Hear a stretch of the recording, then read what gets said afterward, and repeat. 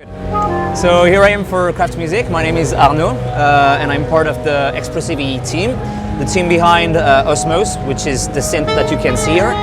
I'm going to give you a little round of introduction, but basically the idea is that it's a standalone synthesizer that's very expressive. You'll see it in a minute, and it can also be used as a MIDI controller, but mostly I'll focus on this demonstration on the built-in engine and the sounds that you have in there. Okay.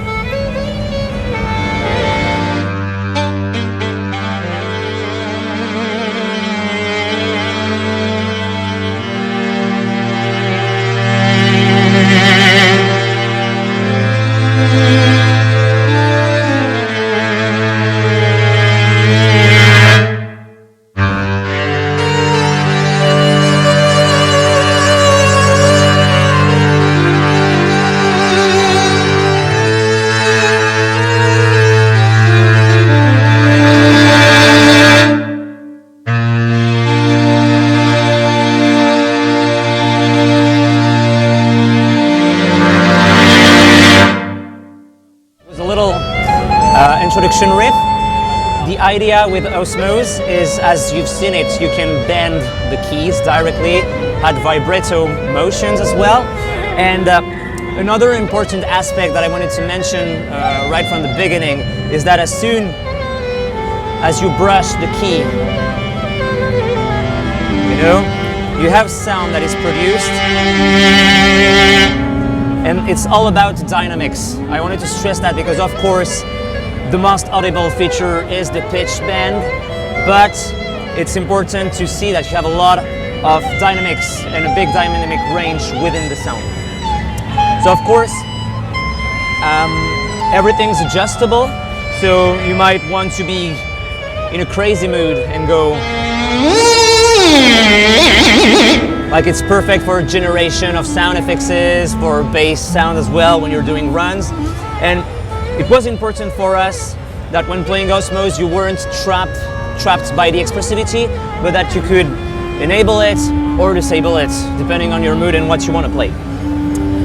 So let's dive in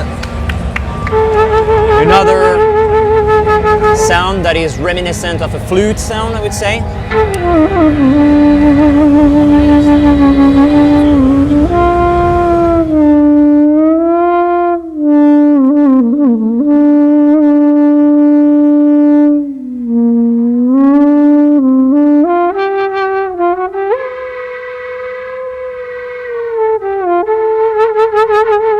Something that is very important, I would say, about Osmose is that you have the opportunity when you're playing solo lines like the ones that I did to really experiment with these motions.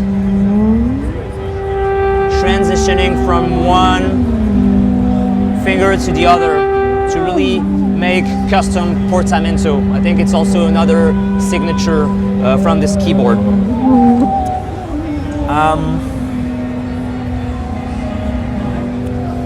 Give me 1 second. I wanted to show you a more modern sound because the ones that I showed you so far, so the first one was a string emulation patch and the second one was more of a reed slash, flute type of sound. It's a synthesizer that is based on physical modeling, so it's also at home, when producing more modern sounds, such as pad sounds, lead sounds, or bass sounds.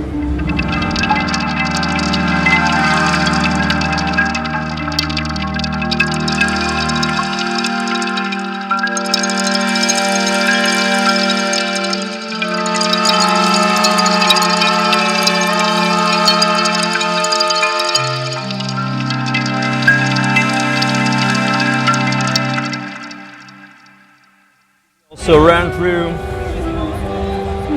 let's say,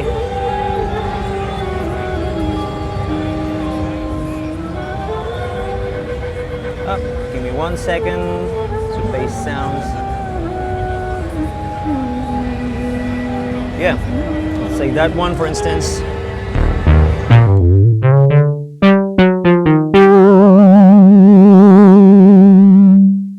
to achieve that kind of motion when you're playing bass riffs, you would need, you know, to activate it with the wheel, the pitch wheel. But now, if you configure it, you can go.